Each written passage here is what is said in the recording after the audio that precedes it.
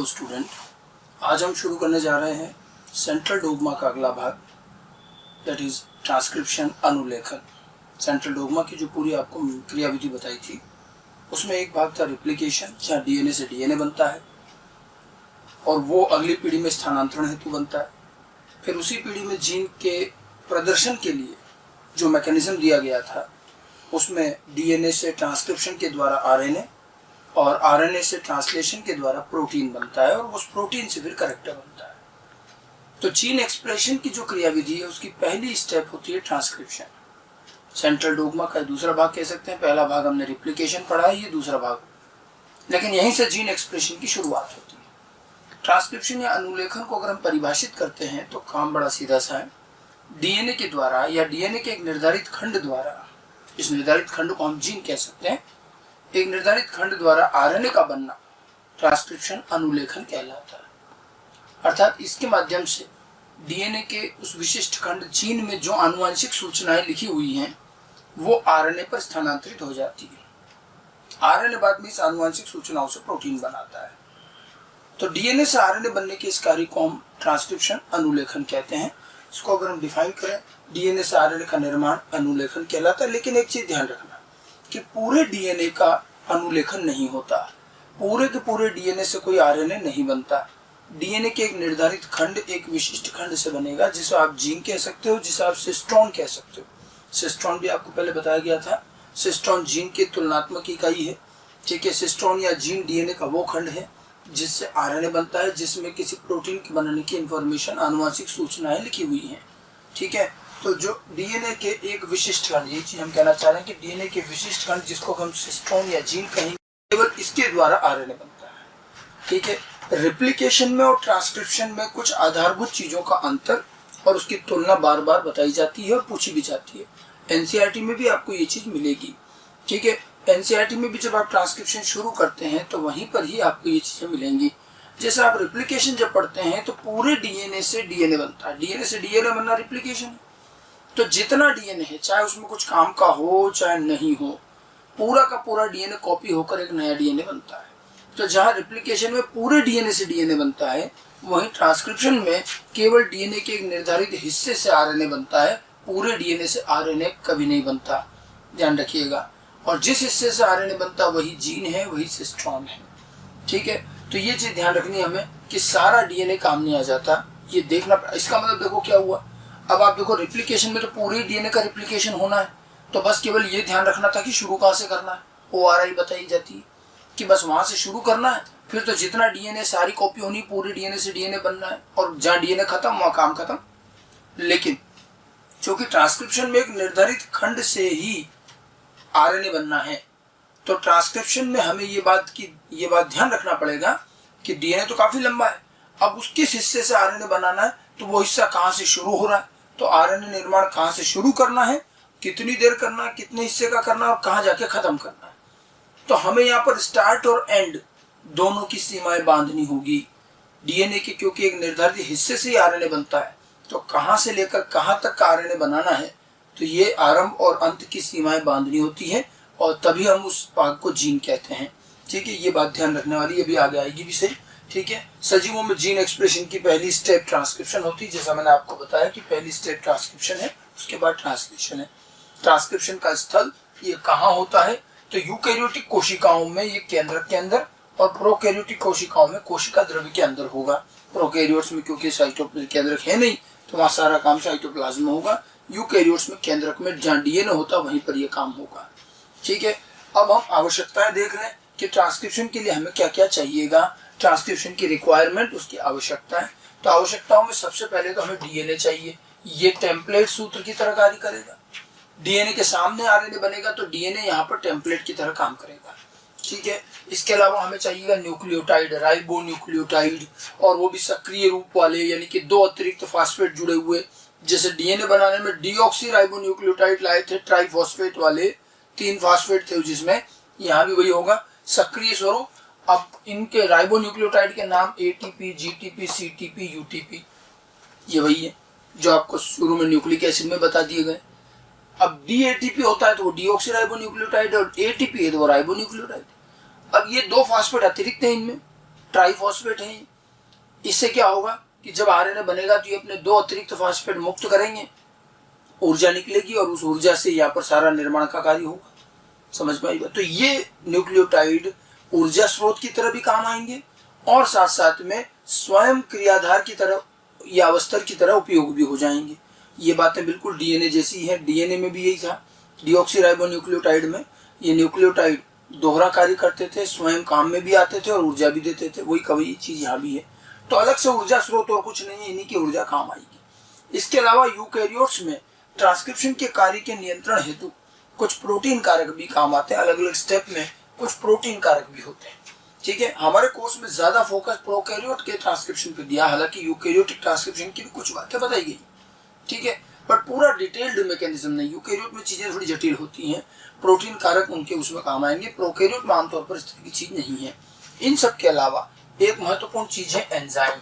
RNA निर्माण का काम एंजाइम से होगा और आरएनए निर्माण के लिए एंजाइम कौन सा चाहिएगा? आपको डीएनए से आरएनए बनाना है। ठीक है, आरएनए बनाना है तो आरएनए पॉलीमरेज, और डीएनए से बनाना है तो डीएनए डिपेंडेंट आरएनए पॉलीमरेज। ठीक है, तो DNA dependent RNA polymerase enzyme, ये एंजाइम चाहिएगा जो डीएनए से आरएनए बनाता है।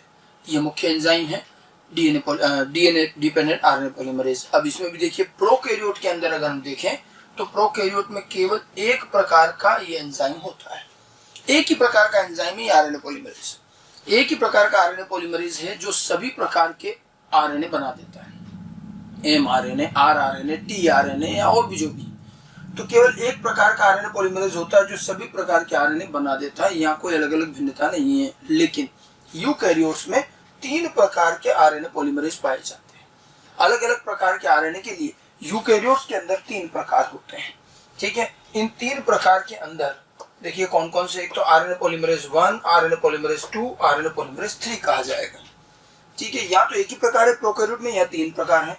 आरएनए पॉलीमरेज 1 जो होता है ये आरआरएनए बनाता है। अब देखो कौन सा एंजाइम क्या बनाता है ये पूछा जाएगा, तो ये आरआरएनए बनाता है। आरएनए पॉलीमरेज 2 जो है ये एमआरएनए बनाता है। यहाँ एचएनआरएनए भी लिखा हुआ है। एचएनआरएनए क्या है अभी हम आगे बताएंगे जब ट्रांसक्रिप्शन की क्रियाविधि पढ़ेंगे। ठीक है, इसी एचएनआरएनए से एमआरएनए बनता है, मतलब ये एमआरएनए ही है कुल मिलाकर के। तो जो 2nd वाला है वो एमआरएनए के लिए, 1st वाला किसके लिए? आरआरएनए के लिए, और 3rd वाला टीआरएनए के लिए। तो 3rd जो है आरएनए पॉलीमरेज 3rd टीआरएनए बनाता है। तो एक तो ये मोटे तौर पर ध्यान रखना, 1st, 2nd, 3rd rRNA, mRNA, tRNA. लेकिन 3rd वाला एंजाइम एक आरआरएनए भी बनाता है और वो है 5SRRNA, और एक SNRNA भी बनाता है। SNRNA का मतलब है स्मॉल न्यूक्लियर आरएनए, जिसके बारे में मैंने आरएनए में थोड़ा सा जिक्र किया था। ये छोटे छोटे आरएनए जो केंद्रक में पाए जाते हैं, इनका भी अभी आगे काम आएगा। और एक 5SRRNA। यूकैरियोट्स के अंदर कितने प्रकार के आरआरएनए बताए थे? अब ये तुरंत याद आना चाहिए। कितने प्रकार के आरआरएनए? 4 प्रकार के। कौन कौन से? 28S, 5.8S, 5S और 18S। ठीक है, और वहां मैंने आरआरएनए पढ़ाते समय भी कहा था, क्या कहा था कि 28S, 5.8 और 18S ये तीनों तो केंद्रिका में बनते हैं, और 5SRRNA केंद्रक द्रव्य में अलग बनता है। और वो जो केंद्रिका में बनने वाले 3 हैं उनके लिए तो है आरएनए पॉलीमरेज 1। तो आरएनए पॉलीमरेज 1 जो आरआरएनए बना रहा है वो कौन कौन से बना रहा? 28S, फिर 5.8S, फिर 5SRRNA, ये 3 प्रकार। ठीक है, और सॉरी 5S नहीं, 18SRRNA। इसको 5S की जगह क्या कर लो? 18S। 18SRRNA, 5S और 28S।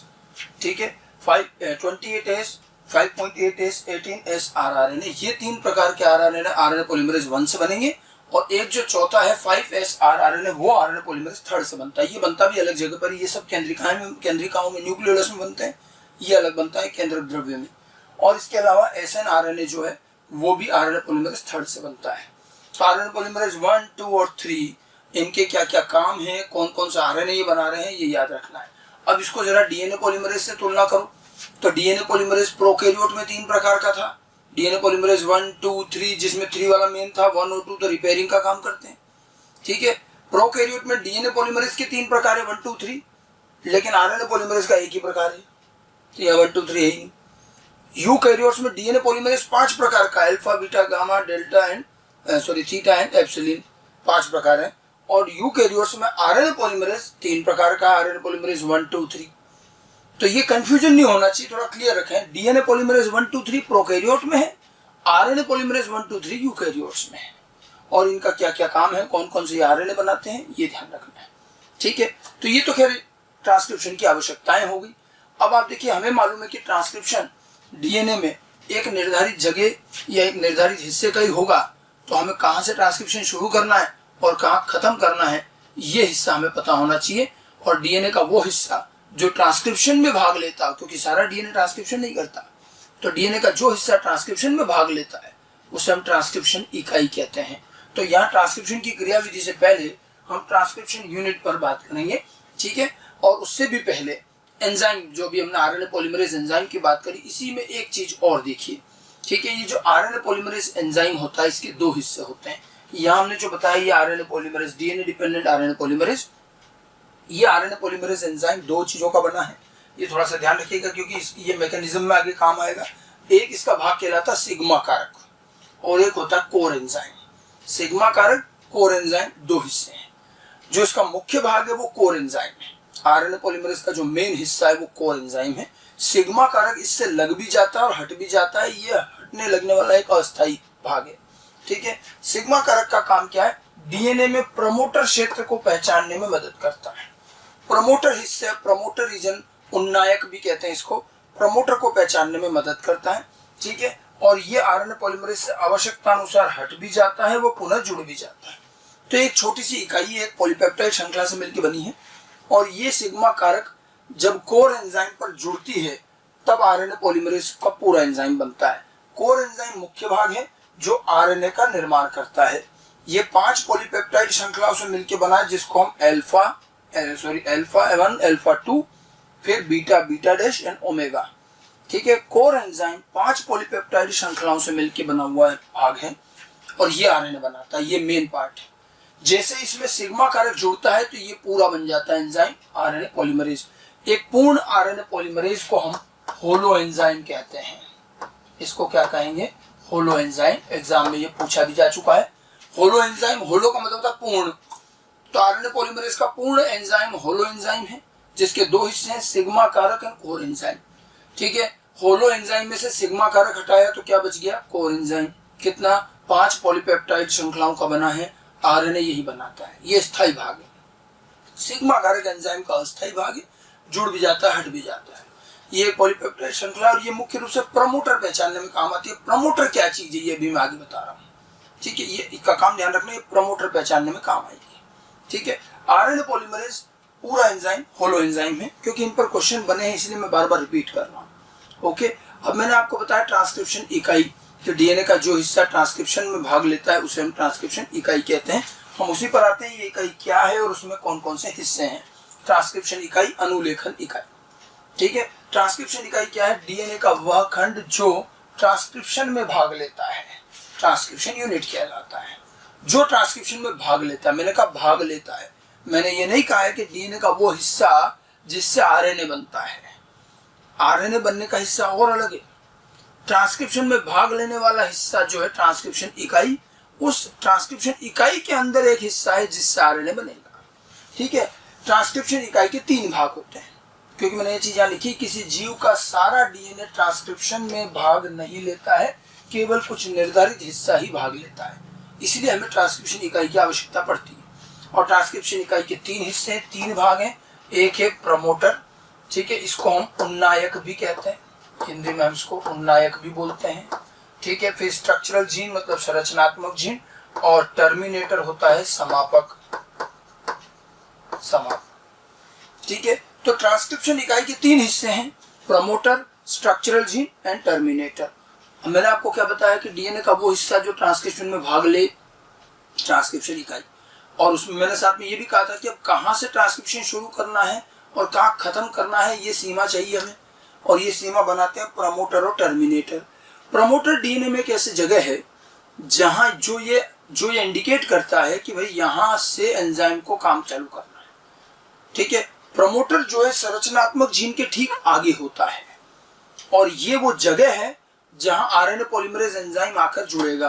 आरएनए पॉलीमरेज एंजाइम जब ट्रांसक्रिप्शन करने और आरएनए बनाने आएगा तो उसे क्या रखा है कि पूरे डीएनए का आरएनए नहीं बनाना है, ठीक है, एक निर्धारित हिस्से का ही बनाना है। तो आरएनए पॉलीमरेज पूछता है भाई मैं कैसे पहचानूं कि मुझे कहां से आरएनए बनाना है, तो उसको कहा जाता है कि देखो तुम जाकर के डीएनए में प्रमोटर की पहचान करना, जहां प्रमोटर दिखे बस वहां जाके बाइंड कर जाना, क्योंकि जहां प्रमोटर है उसके ठीक आगे संरचनात्मक जीन है, अपने को आरएनए वहां से बनाना। समझ में आई बात?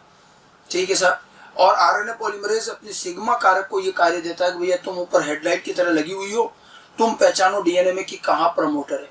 सिग्मा कारक का काम है प्रमोटर पहचानना। जैसे प्रमोटर दिखा एंजाइम वहां जाकर बाइंड करता है, एंजाइम जब बाइंड करता है तो सिग्मा कारक हट जाता है, क्योंकि सिग्मा का काम केवल प्रमोटर बताना होता है, ठीक है। तो प्रमोटर जो है जीन के आगे की एक जगह है जहां एंजाइम आकर जुड़ेगा।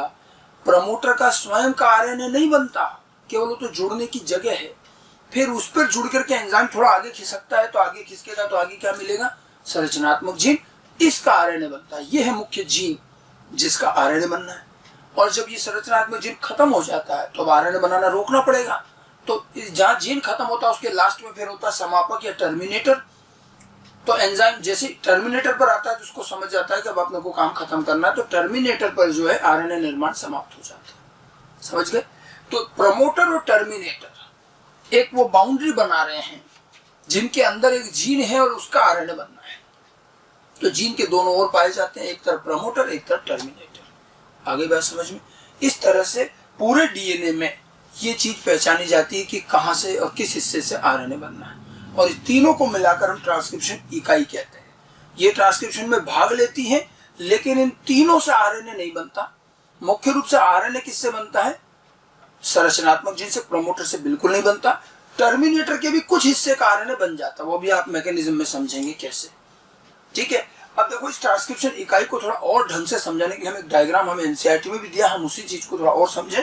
तो ये देखिए ट्रांसक्रिप्शन इकाई इस तरह से, ये मैंने ये दो जो बना रखे हैं ये डीएनए के सूत्र हैं, खुले हुए दिखा रखे हैं, हालांकि ये होते हैं कुंडलित हैं, ठीक है। तीसरा सिरा, पांचवा सिरा, तीसरा सिरा, पांचवा सिरा, ओके। अब यहाँ डीएनए में मान लो ये संरचनात्मक जीन है। अगर ये संरचनात्मक जीन है तो इसके ठीक आगे का हिस्सा प्रमोटर और पीछे का हिस्सा टर्मिनेटर।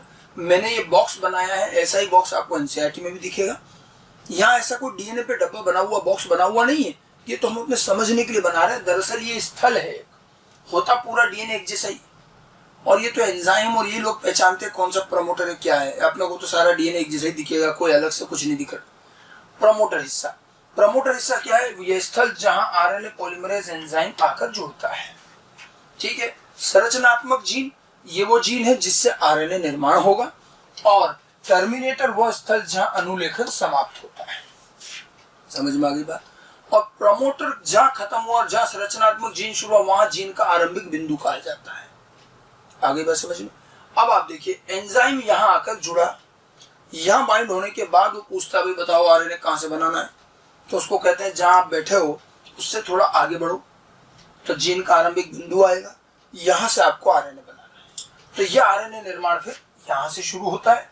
और आरएनए निर्माण में आप देखिएगा, अब ये यहां से जब शुरू करता है तो डीएनए के दो स्ट्रैंड है, तो ये यूं बाइंड किया हुआ है। तो ये ध्यान रखना कि डीएनए के दोनों स्ट्रैंड से आरएनए कभी नहीं बनता। रेप्लिकेशन ट्रांसक्रिप्शन में एक और अंतर, ठीक है। मैंने बहुत पहले डीएनए पढ़ाते समय भी कहा था कि डीएनए में आनुवांशिक सूचना एक ही सूत्र पर होती है, और वहां भी बताया था कि वो सूत्र 3 से 5 दिशा वाला होगा। डीएनए के 3 से 5 दिशा वाले पर ही आनुवांशिक सूचनाएं क्यों लिखी? क्योंकि हमें पता है कि आरएनए का निर्माण, जब इस सूचना को आरएनए पर भेजेंगे तो आरएनए का निर्माण किस दिशा में होता है? 5 से 3, और वो हम उल्टा कर ही नहीं सकते। आरएनए चूंकि 5 से 3 ही बनता है और हमें एंटी पैरेलल रखने पड़ेंगे आमने सामने, ठीक है। तो क्योंकि आरएनए 5 से 3 बनेगा इसलिए 3 से 5 पर आनुवांशिक सूचनाएं रखी ताकि इसके सामने आरएनए बन पाए। समझ गए? ठीक है। तो डीएनए रिप्लिकेशन में आप देखो क्या हुआ। डीएनए रिप्लिकेशन में ओआरआई से शुरुआत हुई, वहां कोई समापक नहीं है क्योंकि पूरे डीएनए की कॉपी करनी है। ट्रांसक्रिप्शन में शुरुआत और अंत दोनों दिखाया है क्योंकि एक निर्धारित हिस्से का ही करना है काम। डीएनए में दोनों स्ट्रैंड टेम्पलेट की तरह काम आते हैं और दोनों सूत्र के सामने नया डीएनए बनता है। तो अभी तो रिप्लिकेशन फोर्क में एक अंदर जा रहा है एक बाहर आ रहा है, याद है? तो वहां पूरे डीएनए की कॉपी होनी है और दोनों स्ट्रैंड टेम्पलेट की तरह काम आते हैं और दोनों के सामने अर्ध संरक्षित डीएनए बनता है। लेकिन आरएनए निर्माण कभी दोनों स्ट्रैंड से नहीं होगा, एक ही स्ट्रैंड से होगा, याद रखिएगा। और वो स्ट्रैंड कौन सा? प्रमोटर से अगर हम देखेंगे तो 3 से 5, क्योंकि शुरुआत उधर से हो रही है, 3 से 5 से आरएनए बनेगा। अब यहाँ पर एक प्रश्न आता है कि क्या होता है अगर डीएनए के दोनों स्ट्रैंड से आरएनए बन जाए। इसका जवाब एनसीईआरटी ने भी एक पैराग्राफ में दिया है। क्या होगा अगर डीएनए के दोनों स्ट्रैंड से आरएनए बन जाए? तो 2 बातें हैं। पहली बात तो देखिए, डीएनए के दोनों स्ट्रैंड समान नहीं है, पूरक है। पूरकता का मतलब समानता नहीं होता, ए के सामने टी है। तो अगर आप दोनों स्ट्रैंड से आरएनए बनाएंगे तो 2 तरह के आरएनए बनेंगे, दोनों आरएनए का क्रम अलग अलग होगा। अब यहां पर क्या होगा कि या तो ये दोनों आरएनए एक दूसरे के पूरक, आरएनए भी पूरक होंगे ना, जब डीएनए के दोनों स्ट्रैंड पूरक हैं और उससे जो आरएनए बन रहे तो वो भी पूरक होंगे। तो दोनों आरएनए पूरक होंगे तो बिल्कुल ये संभव है कि ये दोनों आरएनए एक दूसरे से पेयरिंग कर जाएं और डबल स्ट्रैंडेड आरएनए बन जाए। और डबल स्ट्रैंडेड आरएनए कोशिकाओं में केंद्रक में तुरंत नष्ट कर दिया जाता है। तो एक तो संभावना ये कि अगर दोनों स्ट्रैंड से आरएनए बनने लगा तो ये आरएनए प्रोटीन ही नहीं बना पाएंगे और ये दोनों आरएनए आपस में पेयरिंग करके डबल स्ट्रैंडेड बन जाएंगे और नष्ट हो जाएंगे। या फिर ये हो सकता है कि 2 आरएनए बने और मान लो नष्ट नहीं हुए किसी भी वजह से, तो वो जो दोनों आरएनए हैं वो 2 प्रकार के प्रोटीन बनाएंगे, क्योंकि दोनों आरएनए का अनुक्रम अलग है, क्योंकि यहाँ पूरकता है, समानता नहीं। मतलब एक जीन से 2 तरह के प्रोटीन बनने लगेंगे और बेवजह के काम होंगे और हमारी जो आनुवांशिक विशिष्टता है वो खत्म हो जाती है। ठीक है, तो ये दोनों कारण एनसीईआरटी के भी एक पैराग्राफ में मैं आपको बता दूंगा लास्ट में कहाँ है। लेकिन ये ध्यान रखना कि दोनों स्ट्रैंड से आरएनए क्यों नहीं बनता, क्योंकि दोनों स्ट्रैंड से बना हुआ आरएनए एक दूसरे का पूरक होगा, वो डबल स्ट्रैंडेड हो जाएंगे और नष्ट हो जाएंगे। या फिर दोनों स्ट्रैंड के आरएनए क्योंकि एक दूसरे में क्रम अलग अलग है तो वो 2 प्रकार के प्रोटीन बनाएंगे और हमारी आनुवांशिक विशिष्टता खत्म हो जाएगी। इसलिए एक ही स्ट्रैंड से बनता है, वो भी कौन सा? 3 से 5। मैंने ये बात आपको डीएनए में बताई थी कि अब ये प्रमोटर है, एंजाइम यहाँ से यहाँ आया तो प्रमोटर पर बैठा है तो वो इधर से जो देखेगा कि इधर से अब 3 से 5 कौन सा है। तो यहां से अगर देख रहा तो 3 से 5 ऊपर वाला स्ट्रैंड है, तो इस ऊपर वाले स्ट्रैंड से वो क्या करेगा, वो अब यहां से आरएनए बनाएगा। इस तरह से इससे आरएनए बनेगा, ये बना। और आरएनए की दिशा भी क्या होगी? 5 से 3। ये बातें मैं आपको डीएनए पढ़ाते समय डीएनए की प्रॉपर्टी में भी बता चुका हूं। अब देखो, इससे ये आरएनए बना, समझ में आई बात? तो आरएनए का जो क्रम होगा वो डीएनए के क्रम से पूरक बनेगा। अगर हम क्रम की बात करें तो कुछ इस तरह से कर सकते हैं। देखिए, मान लो यहां मैंने लिखा ATGC डीएनए में, तो आरएनए में क्या आएगा? ए के सामने टी तो आता नहीं तो यू, ठीक है, फिर टी के सामने ए, जी के सामने सी के सामने जी, ये आया। तो डीएनए में जो अनुक्रम होगा आरएनए में उसका पूरक आएगा। डीएनए के 3 से 5 स्ट्रैंड पर जो अनुक्रम होता है आरएनए उसका पूरक बनता है। ठीक है, लेकिन गौर कीजिए कि आरएनए इसका पूरक है, ठीक बात है, बट डीएनए का जो 5 से 3 वाला सूत्र है ये भी तो 3 से 5 का पूरक ही है। और इसीलिए 5 से 3 और आरएनए का अनुक्रम एक जैसा दिखता है, केवल थायमिन की जगह यूरेसिल। अब मैं अगर इस स्ट्रैंड की सीक्वेंस लिखूं तो वो भी इसके पूरक है, ए के सामने या टी, फिर ये ए, फिर ये सी, फिर ये जी, ऐसे हुआ। तो देखो आरएनए में क्या है? UACG, और इस 5 से 3 वाले पे TACG, तो U की जगह T है, T की जगह U है, बस। तो ये ध्यान रखना, आरएनए का अनुक्रम और डीएनए के 5 से 3 स्ट्रैंड का अनुक्रम एक जैसा होता है, केवल थायमिन यूरेसिल के अलावा। और 3 से 5 स्ट्रैंड का अनुक्रम और आरएनए का अनुक्रम पूरक होता है। ठीक है, और क्योंकि 3 से 5 वाला टेम्पलेट की तरह काम करके आरएनए बना रहा, तो इसको बोलेंगे हम टेम्पलेट स्ट्रैंड। और ये टेम्पलेट की तरह काम नहीं आ रहा तो ये नॉन टेम्पलेट स्ट्रैंड हो गया, समझ गए? लेकिन इस नॉन टेम्पलेट को हम सेंस स्ट्रैंड और कोडिंग स्ट्रैंड भी कहते हैं, ये भी बताया था। क्यों? क्योंकि आरएनए पर जो कोडिंग आई, आरएनए कोड किया अपन ने, तो आरएनए पर कोडिंग जो आई है वही इसके ऊपर भी दिख रही है। आरएनए पर जो सेंस आया वो इस पे भी दिख रहा है। तो आरएनए का अनुक्रम और इस 5 से 3 का अनुक्रम एक जैसा होने की वजह से इसे हम सेंस और कोडिंग कहते हैं। और इसके एवज में इसको हम एंटी सेंस या नॉन कोडिंग स्ट्रैंड कहते हैं। आरएनए पर जो कोड आए वो तो 5 से 3 से मिलते हैं, तो ध्यान रखिएगा इसका अनुक्रम आरएनए के समान होता है, टी के स्थान पर यू आ जाता है आरएनए में, और इसका जो है इससे आरएनए का निर्माण होता है और वो आरएनए पूरक बनेगा। आगे बात समझ में? तो कौन सा स्ट्रैंड टेम्पलेट है, कौन सा टेम्पलेट नहीं है, ये प्रमोटर से तय होता है। जब प्रमोटर पर आकर एंजाइम बाइंड करता है तो वो यहां से देखता है कि 3 से 5 किधर है, फिर ये यहां तक आरएनए बनाता है और टर्मिनेटर पर आकर कार्य खत्म हो जाता है। ठीक है, तो प्रमोटर और टर्मिनेटर हमें डीएनए में ये तो बता ही रहे हैं कि कहां से ट्रांसक्रिप्शन शुरू करना और कहां खत्म करना है। साथ में हमें ये भी बता रहे हैं कि डीएनए के दोनों स्ट्रैंड में से कौन से स्ट्रैंड से आरएनए बनाना है, टेम्पलेट कौन सा है, नॉन टेम्पलेट कौन सा है, वो प्रमोटर पर बैठकर ही तय होता है। आगे बात समझ में? तो ये तो एक थोड़ा सा ध्यान रखना, ट्रांसक्रिप्शन इकाई के 3 हिस्से क्या क्या करने हैं। अच्छा, अब यहाँ देखिए कई बार क्या होता है, हमें पूछ लिया जाता है कि भाई प्रमोटर किधर है, टर्मिनेटर किधर है, तो इसको बताने का, एड्रेस देने का भी एक तरीका है। ठीक है, जीन के आरंभिक बिंदु को केंद्र मानते हुए कुछ टर्मिनोलॉजी और बनाई गई। कैसे? आरंभिक बिंदु जो है ये देखिए, इससे अगर अपन आगे चलते हैं तो ये हिस्सा कहलाता है अपस्ट्रीम। आरंभिक बिंदु से आगे वाला हिस्सा अपस्ट्रीम, और जीन की तरफ अगर चलते हैं तो ये कहलाता है डाउनस्ट्रीम। तो ट्रांसक्रिप्शन इकाई में एक तो अपस्ट्रीम डाउनस्ट्रीम और ध्यान रखना है। अपस्ट्रीम को अपन प्लस से दर्शाते हैं, डाउनस्ट्रीम को माइनस से दर्शाते हैं। तो जीन के आगे अगर कुछ है तो वो अपस्ट्रीम में है, जीन की तरफ कुछ है तो वो डाउनस्ट्रीम में है। अपस्ट्रीम डाउनस्ट्रीम सामान्य टर्मिनोलॉजी जो किसी के संदर्भ में दी जाती। तो इसका मतलब प्रमोटर किधर हुआ? अपस्ट्रीम में, और टर्मिनेटर किधर हुआ? डाउनस्ट्रीम। जीन के अपस्ट्रीम में प्रमोटर, जीन के डाउनस्ट्रीम में टर्मिनेटर। समझ में आ गई बात? एक तो ये अपस्ट्रीम डाउनस्ट्रीम ध्यान रखना, ये हर जीन के आरंभिक बिंदु से होगा। अब ये तो एक जीन है, मान लो ये तो डीएनए तो सतत होता है ना, बहुत लंबा, तो इसके आगे जाकर फिर एक डीएनए, तो इस जीन का जो डाउनस्ट्रीम है वो उस जीन का क्या हो जाएगा? अपस्ट्रीम। तो ये तो डीएनए रेखीय है और कई सारे जीन लाइन से हैं, तो अपस्ट्रीम डाउनस्ट्रीम जीन के आरंभिक बिंदु से, और हर जीन का अपने अपने संदर्भ में दिया जाएगा। आगे बात समझ में? एक और चीज ये भी पूछा जाता है कि भी प्रमोटर किस हिस्से की तरफ, कौन से एंड की तरफ है, 5 एंड 3 एंड दोनों है। तो डीएनए में प्रमोटर किस तरफ और टर्मिनेटर किस तरफ होता है, 3rd एंड पर क्या, 5 एंड पर क्या, ये बताना पड़ता है। अब जब हमें अंतिम सिरे का नाम बताना है तो बड़ी समस्या है कि इधर भी 3 और 5 है और इधर भी 5 और 3 है, दोनों ही दोनों तरफ है। तो डीएनए में कोई भी चीज का अगर हमें लोकेशन बतानी है, उसकी दिशा बतानी है, तो हम एक तो अपस्ट्रीम डाउनस्ट्रीम का उपयोग करेंगे, दूसरा हमें किसी एक स्ट्रैंड को आधार बनाना पड़ेगा। तो यहाँ पर ये नियम मानव द्वारा बनाया गया है, वैज्ञानिकों द्वारा बनाया गया है कि हम कोडिंग स्ट्रैंड, जो नॉन टेम्पलेट कोडिंग स्ट्रैंड है, इसको आधार बनाएंगे। ये तो आरएनए बनाने में काम आ ही रहा है, कोडिंग का कोई काम नहीं है।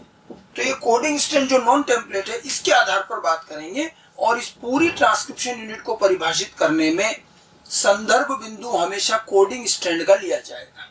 अर्थात कोई पूछे कि प्रमोटर किधर है, तो क्या कहना है? 5 एंड की तरफ। अब आप कहोगे 5 एंड क्यों? क्योंकि कोडिंग स्ट्रैंड से रेफरेंस लेना है, तो कोडिंग स्ट्रैंड का 5 कहा जा रहा है कि 5 एंड की तरफ प्रमोटर, तो सुनने वाले को भी अंडरस्टूड होना चाहिए कि ये 5 एंड कोडिंग वाला है। ट्रांसक्रिप्शन इकाई में किसी भी चीज का एड्रेस देने के लिए हम कोडिंग स्ट्रैंड का संदर्भ यूज करेंगे। टर्मिनेटर किधर है? 3rd है। ठीक है, तो ये जो अंतिम सिरे के नाम दिए जाएंगे हमेशा कोडिंग के होंगे। ये नियम मानव द्वारा बना, इसमें ऐसा कुछ नहीं, ऐसा क्यों करते हैं ऐसा नहीं है। जैसे आप केमिस्ट्री में भी यूपीएससी में पढ़ते हैं कि साहब कार्बन चेन की नंबरिंग करेंगे, तो वो हमारे द्वारा बनाए गए नियम है। ठीक है, तो आज से करीब 20-30 साल पहले उल्टा चलता था, अब नया सिस्टम आ गया। ठीक है, तो इसलिए ऐसा कुछ नहीं है। पहले जो है इसको सेंस बोलते थे, इसको एंटी सेंस बोलते थे, लेकिन अब उल्टा हो गया, तो बदलते रहते हैं। फिलहाल यही है कि हम कोडिंग स्ट्रैंड के आधार पर इनके नंबरिंग नाम देंगे। तो प्रमोटर 5वें सिरे की तरफ और टर्मिनेटर 30वें सिरे की तरफ होता है, और ये कोडिंग स्ट्रैंड के दिए जाएंगे, टेम्पलेट के नहीं, कोडिंग वाले, नॉन टेम्पलेट के। तो अगर मैं इस हिसाब से प्रमोटर के अगर डायरेक्शन लिखूं, तो प्रमोटर किधर आया? प्रमोटर किधर आया? अपस्ट्रीम, या इसको और अच्छे से लिखें तो यूं लिखेंगे -5 प्राइम एंड अपस्ट्रीम। तो अपस्ट्रीम में माइनस का मतलब क्या है? ठीक है, सॉरी, अपस्ट्रीम डाउनस्ट्रीम जो बताया गया है, इसको थोड़ा सा हम सही कर लें। यहां अपस्ट्रीम जो है माइनस से और डाउनस्ट्रीम प्लस से लिखा जाए, इसको थोड़ा सा करेक्ट कर ले। अपस्ट्रीम माइनस में, डाउनस्ट्रीम प्लस में। ठीक है, तो -5 प्राइम एंड अपस्ट्रीम। ठीक है, तो ये अपस्ट्रीम में, माइनस का मतलब अपस्ट्रीम लिखो या माइनस लिखो एक ही बात है। और 5 प्राइम एंड किसका लिखा अपन ने, कोडिंग स्ट्रैंड का, ठीक है। और टर्मिनेटर के अंदर क्या हो रहा है, टर्मिनेटर क्या हो जाएगा, +3 प्राइम एंड डाउनस्ट्रीम में, तो ये डाउनस्ट्रीम में मिलेगा, ठीक है, +3 प्राइम में। ओके, तो अपस्ट्रीम डाउनस्ट्रीम का थोड़ा सा प्लस माइनस सिंबल जो पहले बताया था उसको थोड़ा सा सही कर ले। ये माइनस रहेगा, अपस्ट्रीम में जाना माइनस है, डाउनस्ट्रीम तरफ अपनी तरफ आना, जीन की तरफ आना प्लस में गिना जाता है।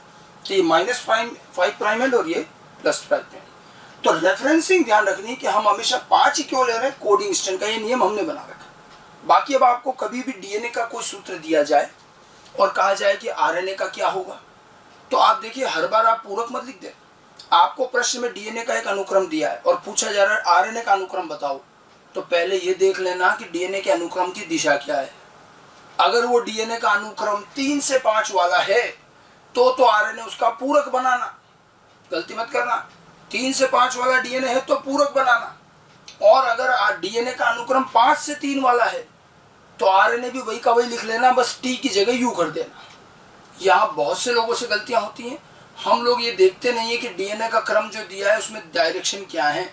अगर वो 3 से 5 वाला दिया है तो पूरक बनाना है, 5 से 3 वाला है तो वही का वही लिखना है, केवल टी की जगह यू करना है। इस बात को भूलिएगा नहीं, ठीक है।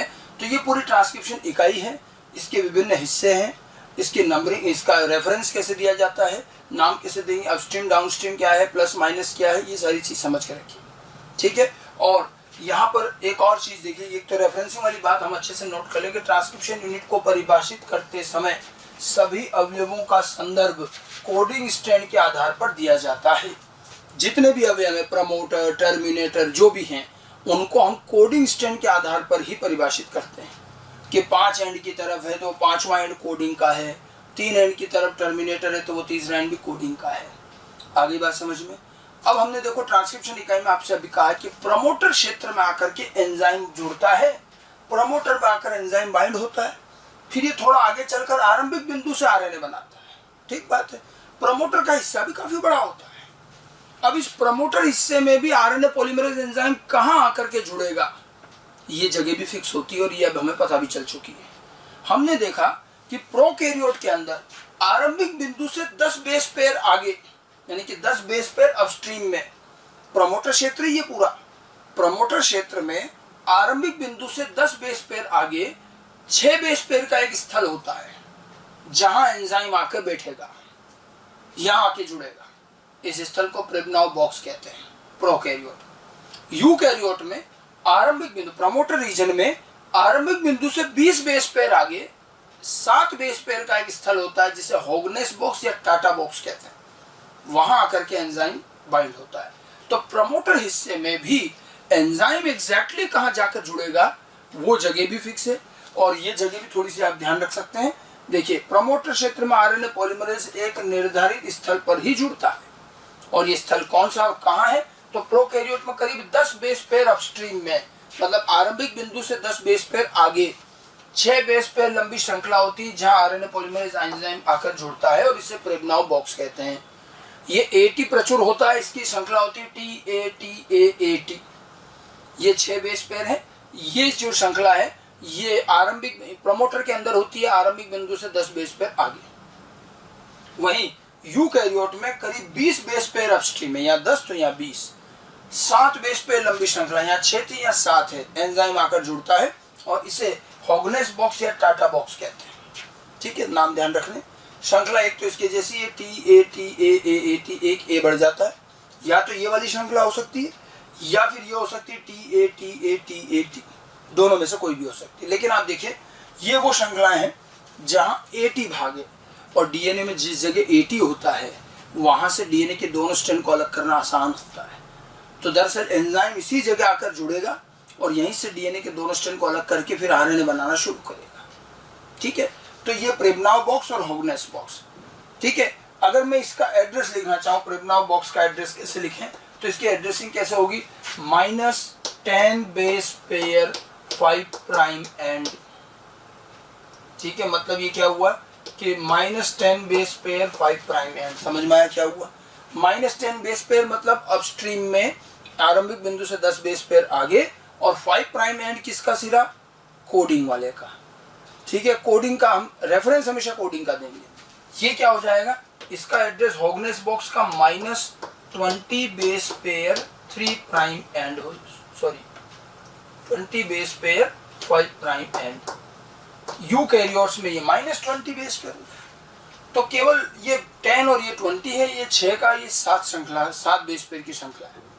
तो प्रमोटर के अंदर भी एंजाइम के जुड़ने की जगह बिल्कुल फिक्स होती है, जो प्रोकैरियोट में प्रेग्नाउ बॉक्स, यूकैरियोट्स में हॉगनेस बॉक्स होती है। तो ये ट्रांसक्रिप्शन इकाई हुई। अब इस ट्रांसक्रिप्शन इकाई के बाद हम आते हैं ट्रांसक्रिप्शन के मैकेनिज्म पर, कि अब किसी जीन का ट्रांसक्रिप्शन कैसे होता है और उससे आरएनए कैसे बनता है। ट्रांसक्रिप्शन की क्रियाविधि। ट्रांसक्रिप्शन की क्रियाविधि, मैकेनिज्म ऑफ ट्रांसक्रिप्शन 3 मुख्य स्टेप में से बांटा जा सकता है। ट्रांसक्रिप्शन की पूरी क्रियाविधि को हम 3 भागों में बांटेंगे। ठीक है, सबसे पहले इनिशिएशन आरंभन, फिर इलोंगेशन दीर्घीकरण, और उसके बाद समापन टर्मिनेशन, काम की शुरुआत कैसे होगी, फिर आरएनए का वृद्धि कैसे होगी दीर्घीकरण, और फिर उसके बाद समाप्ति कैसे होगी। सबसे पहले इनिशिएशन आरंभन की बात करेंगे। देखिए मैकेनिज्म बड़ा आसान है और मैंने इसको डायग्राम से दर्शाया है। डायग्राम के साथ साथ ही बताते जा रहे हैं कि कहाँ क्या हो रहा है। ठीक है, हमने इसमें स्टेप्स पूरी बनाई है। एनसीईआरटी ने 2-3 स्टेप का ही डायग्राम बनाया, पूरा नहीं बनाया है। ठीक है, अपन ने इसको पूरा लिया थोड़ा आसानी से समझ में आ जाए। अब देखिए, ये मैंने पूरा डीएनए बना रखा है और ये ट्रांसक्रिप्शन इकाई है, ये प्रमोटर है, ये टर्मिनेटर है, और इसी तरह का द्विकुंडलित डीएनए होता है। वो तो ट्रांसक्रिप्शन इकाई में अपन ने दोनों को खोल रखा था, बाकी होता तो कुंडलित ही। ठीक है, अब काम की शुरुआत कैसे होगी? आरएनए पॉलीमरेज एंजाइम जब आरएनए बनाने के लिए जीन के पास आएगा, वहीं से तो शुरुआत होगी। तो ये आरएनए पॉलीमरेज एंजाइम है, देखो ये आ रहा है। ठीक है, अब देखो ये तो इसका अंदर कोर एंजाइम और एक इसके अंदर इसका सिग्मा कारक भी जुड़ा हुआ है। ये पूरा enzyme holo enzyme RNA polymerase ये आता है और अपने सिग्मा कारक की मदद से प्रमोटर को ढूंढता है, पहचानता है, और फिर एंजाइम उस प्रमोटर पर जुड़ता है। अब देखिए, इसमें प्रमोटर पहचाना और ये एंजाइम जुड़ा, लेकिन जब एंजाइम जुड़ा उसी टाइम सिग्मा कारक अलग हो गया। सिग्मा कारक जुड़ता नहीं है, वो केवल एंजाइम को प्रमोटर की जगह बता देता है। जैसे एंजाइम वहां जुड़ता उसी टाइम सिग्मा अलग हो जाता। सिग्मा का काम इतना ही था। ठीक है, शुरुआत इसी तरह से होती है और ये इनिशिएशन के लिए एंजाइम यहाँ प्रमोटर पर जुड़ गया। ठीक है, तो आरएनए पॉलीमरेज अपने सिग्मा कारक द्वारा प्रमोटर की पहचान करता है और उस पर जुड़ जाता है। जुड़ते समय सिग्मा कारक अलग हो जाता है, ये शुरुआत होती है। ठीक है, ये जुड़ गया, केवल कोर एंजाइम जुड़ा। अब आरएनए निर्माण होगा। तो आरएनए निर्माण, ये आरंभिक बिंदु जो तीर का निशान मैंने लगा रखा प्रमोटर के ठीक पास। ठीक है, तो अब क्या होगा कि ये आरएनए पॉलीमरेज थोड़ा सा यहाँ से ये आगे बढ़ेगा, ऐसे चलेगा, चल करके कहाँ आ जाएगा? ये आरंभिक बिंदु पर। ये यहाँ से चल के यहाँ आ जाएगा और जितना हिस्सा ये कवर कर रहा है डीएनए का, केवल उतने डीएनए के दोनों स्ट्रैंड को ये अपनी अंदर ही अंदर खोल लेगा। इससे मतलब यहाँ पर डीएनए की तरह, डीएनए रिप्लिकेशन की तरह नहीं कि ढंग से हेलिकेज द्वारा अपन विकुंडलन करा रहे हैं, ऐसा नहीं। यहाँ स्वयं आरएनए पॉलीमरेज थोड़े से हिस्से का विकुंडलन कर देता है। और यही क्वेश्चन इस बार नीट 2020 में भी पूछा गया कि ट्रांसक्रिप्शन के वक्त डीएनए के दोनों स्ट्रैंड का विकुंडलन कौन करता है। और ऑप्शन में वहाँ हेलिकेज भी था और बहुत से लोग गलती करके आए, आप भी जानते हैं। हेलिकेज डीएनए रिप्लिकेशन में विकुंडलन करता है, ट्रांसक्रिप्शन में विकुंडलन कौन करता है? खुद आरएनए पॉलीमरेज। तो ये यहाँ आया और यहाँ आकर के थोड़ा सा ये विकुंडलित करेगा, डीएनए के दोनों स्ट्रैंड को खोल देता है। तो ये काम होगा, आरएनए पॉलीमरेज आगे बढ़ता है और इनिशिएशन पॉइंट पर आ जाता है, ये यहाँ आ जाएगा। ठीक है, और थोड़े से डीएनए का विकुंडलन करता है, जिसको अपन कहते हैं लोकल अनवाइंडिंग। लोकलाइज थोड़े से हिस्से में उसने विकुंडलन किया, लोकल अनवाइंडिंग। तो इसके आगे का डायग्राम कैसा होगा आप देखिए, बिल्कुल डायग्राम स्टेप बाय स्टेप आपको भी बनाना है कॉपी में ही। ठीक है, ये देखिए अगला डायग्राम। अब देखो, ये प्रमोटर से चल के ये आरंभिक बिंदु यहाँ था, ये यहाँ आ गया। अब इस एंजाइम ने अपने अंदर के डीएनए के दोनों स्ट्रैंड को खोल दिया। मैंने डायग्राम, ये डायग्राम सिर्फ अपने समझने के लिए होते हैं। एनसीईआरटी ने इस एंजाइम को क्या कर रखा, डीएनए के दोनों स्ट्रैंड के बीच में दिखा रखा। तो कैसे भी दिखा दो, कोई ये चीज डायरेक्टली देखी नहीं जाती। तो इस तरह से ये खुल गया। अब देखो, डीएनए के दोनों स्ट्रैंड खुल गए, बेस पेयर अलग अलग हो गए, विकुंडलन हो गया। अब उसके बाद आरएनए निर्माण होगा। आरएनए निर्माण की प्रक्रिया वही की वही है जो डीएनए निर्माण की है। डीएनए पॉलीमरेज जिस तरह से डीएनए बनाता है, ठीक उसी तरह से आरएनए पॉलीमरेज आरएनए बनाता है। अब आपको याद होना चाहिए, ये मैंने रिप्लिकेशन में बताया। 3 स्टेप में काम होता है। सबसे पहले जब ये विकुंडलित हो गया उसके बाद सबसे पहले एंजाइम क्या करता है, टेम्पलेट स्ट्रैंड के न्यूक्लियोटाइड अनुक्रम की पहचान करता है। फिर उसके सामने सक्रिय जो न्यूक्लियोटाइड हैं वो खड़े कर देता है, पूरक न्यूक्लियोटाइड लगा देता है, और ये सभी न्यूक्लियोटाइड ट्राइफॉस्फेट वाले हैं। ये पहला काम हुआ, टेम्पलेट के न्यूक्लियोटाइड क्रम की पहचान करना और उनके सामने पूरक न्यूक्लियोटाइड लगा देना। ठीक है। उसके बाद दूसरी स्टेप में क्या होता है, ये समस्त पूरक न्यूक्लियोटाइड अपने 2-2 फास्फेट हटा देते हैं, मुक्त कर देते हैं। ठीक है। और ये जो ऊर्जा यहाँ मुक्त हुई इसी से इनकी पेयरिंग हो जाती, बॉन्डिंग हो जाती। तो अब ये दोनों फास्फेट मुक्त करके ऊर्जा भी रिलीज करेंगे और साथ में ये न्यूक्लियोटाइड टेम्पलेट के न्यूक्लियोटाइड से हाइड्रोजन बॉन्ड द्वारा जुड़ जाएंगे। उसके बाद एंजाइम पॉलीमरेज एंजाइम क्या करता है, सारे न्यूक्लियोटाइड को फास्फोएस्टर बॉन्ड से जोड़ करके एक सूत्र बना देता है। यही काम डीएनए में भी हुआ था और यही काम आरएनए में भी होगा, इसमें कहीं कोई अंतर नहीं है। ठीक है। तो यहाँ पर भी देखो वही सारी चीजें हैं। आरएनए पॉलीमरेज एंजाइम टेम्पलेट सूत्र, ये जो कौन सा 3 से 5 वाला, एक ही। डीएनए में तो दोनों स्ट्रैंड को बना रहे आरएनए डीएनए, इसलिए एक उल्टा एक सीधा चलता है। यहाँ तो एक ही स्ट्रैंड से बनना है। 3 से 5 के न्यूक्लियोटाइड अनुक्रम की पहचान करता है, वह उसके सामने पूरक न्यूक्लियोटाइड लगा देता है। और ये अंडरस्टूड है कि ये वही ट्राइफॉस्फेट वाले हैं। अब उसके बाद ये पूरक न्यूक्लियोटाइड अपने 2 अतिरिक्त फॉस्फेट समूह हटा देते हैं और इससे उत्पन्न ऊर्जा बेस पेयरिंग में काम आती है। ये पेयरिंग में काम आ जाएगी। ठीक है। इसके बाद आरएनए पॉलीमरेज सभी न्यूक्लियोटाइड को फास्फोएस्टर बॉन्ड से जोड़कर आरएनए का एक खंड बना देता है। तो इस एंजाइम के अंदर ही अंदर जितना हिस्सा उसने डीएनए का खोला उसके सामने उसने छोटा सा आरएनए बना दिया। तो आरएनए निर्माण का ये कार्य बिल्कुल वैसा ही है जैसा डीएनए का है। समझ में आ रही है यहाँ तक बात? ठीक है। न्यूक्लियोटाइड अनुक्रम की पहचान, बेस पेयरिंग, फास्फेट मुक्त करके बेस पेयरिंग और फास्फोएस्टर बॉन्ड द्वारा सबको जोड़कर आरएनए का खंड बनाना। ठीक है। तो जैसे देखिए मैंने यहाँ पर ये दिखाने की कोशिश भी की है इस डायग्राम के अंदर भी। ये देखिए इसने न्यूक्लियोटाइड अनुक्रम की पहचान करके ये न्यूक्लियोटाइड लगा दिए। अब उसके बाद फास्फेट मुक्त होंगे और ये सब के सब जो है टेम्पलेट, मान लीजिए नीचे वाला स्ट्रैंड टेम्पलेट है तो ये टेम्पलेट से इस तरह से पेयरिंग से जुड़ जाएंगे। फिर इनको सबको फास्फोएस्टर बॉन्ड से जोड़ दिया जाएगा इस प्रकार से। ये जुड़ गया तो आप देखो ये आरएनए का एक छोटा सा खंड बन गया। और ये डीएनए के टेम्पलेट स्ट्रैंड से हाइड्रोजन बॉन्ड से भी जुड़ा हुआ है और ये डीएनए खुला हुआ है। ये आरएनए का सूत्र बन गया। ठीक है। तो इस तरह से एंजाइम ने एक छोटे से हिस्से में आरएनए का एक खंड बनाया। ये आरएनए का खंड बनाया। ठीक है। अब इतना काम होने के बाद आगे क्या होगा, यहां तक की चीज जो है ये आरंभन में मानी जाती है कि भाई एंजाइम आकर के डीएनए पर बैठा और उसने आरएनए निर्माण आरंभ कर दिया। तो हम यहां तक की चीज को इनिशिएशन में लेंगे। अब आरंभ हो गया आरएनए बनना। अब उसके बाद इस आरएनए की लंबाई बढ़ेगी, दीर्घीकरण होगा, पूरे जीन का आरएनए बनाना है। तो अब ये आगे बढ़ेगा और बिल्कुल वो की वही प्रोसेस रिपीट होगी। अगला काम जो है वो पूरा रिपीटेशन है। ठीक है। अगली स्टेप जो आती है वो है इलोंगेशन, दीर्घीकरण। दीर्घीकरण का जो कार्य है ये पूरा रिपीटेशन है। अब देखो आरएनए पॉलीमरेज एंजाइम पुनः आगे बढ़ेगा। मतलब देखो अब आगे क्या होना, ये वाला जो डायग्राम था अपना ये, अब इसके बाद एंजाइम फिर आगे बढ़ेगा। आगे बढ़ने के बाद सारा काम फिर से होगा। फिर से वो डीएनए के दोनों स्ट्रैंड को खोलेगा, लोकल अनवाइंडिंग। फिर वो उसके बाद न्यूक्लियोटाइड अनुक्रम की पहचान करेगा, फास्फेट हटा के बेस पेयरिंग करेगा और फिर आरएनए का खंड बन जाएगा फास्फोएस्टर से। तो जो काम हुआ वही का वही रिपीट होगा और ये यहाँ आगे आकर के भी वही काम करेगा सेम। ठीक है। अब दीर्घीकरण का कार्य हो रहा है तो आरएनए पॉलीमरेज पुनः आगे बढ़ता है और सारी प्रक्रिया पुनः दोहराई जाती है। कौन कौन सी? लोकल अनवाइंडिंग करेगा, न्यूक्लियोटाइड अनुक्रम की पहचान करेगा, बेस पेयरिंग होगी और आरएनए खंड का निर्माण हो जाएगा। जो अभी अपन ने बताई वो का वही सेम प्रोसेस रिपीट होगा। ठीक है। इसके साथ साथ जब ये आगे बढ़ करके अगला नया खंड बना रहा होगा तो उस समय ऐसा नहीं कि पीछे वाला खंड जो है वो कहाँ गया।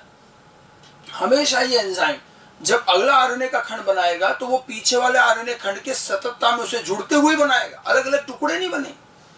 ठीक है। तो आरएनए का नया खंड पहले वाले खंड से जुड़ते हुए ही बनता है, तो इसलिए वो आरएनए पूरा जुड़ते हुए बनेगा। एक और बात, जब ये एंजाइम उस डीएनए को छोड़कर आगे बढ़ गया, अब आगे के डीएनए पे काम कर रहा है, तो पीछे वाले डीएनए को छोड़ दिया उसने। अब उसने क्या कर रखा था, डीएनए को इस तरह से खोल रखा था, ठीक है। अब यहाँ आरएनए बन गया, वो तो एंजाइम तो आगे निकल गया, तो जैसे एंजाइम आगे निकला तो डीएनए जो थोड़ा सा खुला हुआ था वो वापस कुंडलित हो जाता अपने आप, क्योंकि डीएनए में जब हम थोड़ा सा ऐसे बीच में से खोलेंगे तो इतना तनाव रहता है यहाँ कि एंजाइम जब आगे बढ़ जाएगा तो ये पुनः कुंडलित हो जाएगा, और जैसे ये पुनः कुंडलित हुआ तो वो जो अंदर आरएनए का एक खंड लगा हुआ है वो आरएनए के खंड को बाहर निकाल देता है, और इसी आरएनए से जुड़ता हुआ अगला आरएनए बन रहा है, तो एंजाइम इस आरएनए को पकड़ के रखता है, ठीक है।